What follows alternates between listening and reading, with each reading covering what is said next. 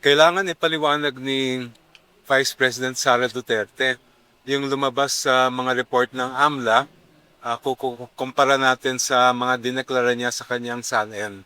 Dahil ang lumalabas, ang net inflow na dumaan sa mga account niya ayon sa AMLA ay umaabot sa 2.87 billion pesos. Samantalang ang na-declare niya sa kanyang SALN ay 88.5 million pesos lamang. Napakalaki ng pagkakaiba yung discrepancy ng dalawang halaga na yan. At either dito sa committee o kaya sa Senado, kung yan ang kagustuhan niya, ay dapat ipaliwanag niya. Para sa akin, ito ay isang smoking gun na at least insofar as probable cause is concerned. Do you think po ba it's material? Kasi yung ano lang naman natin ito ay yung time na naging vice president siya. Kasi those transactions didn't come before her as vice president.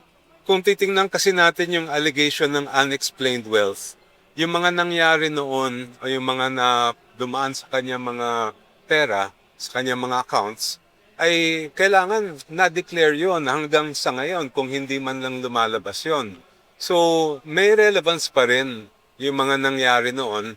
At hindi natin kasi rin mahihiwalay yung mga nangyari noon bilang lingkod bayan sa nangyayari ngayon. Lalong-lalo na yung nakita natin na ganong kalalaking bilyon-bilyon na piso pala ang dumaan sa mga accounts nila.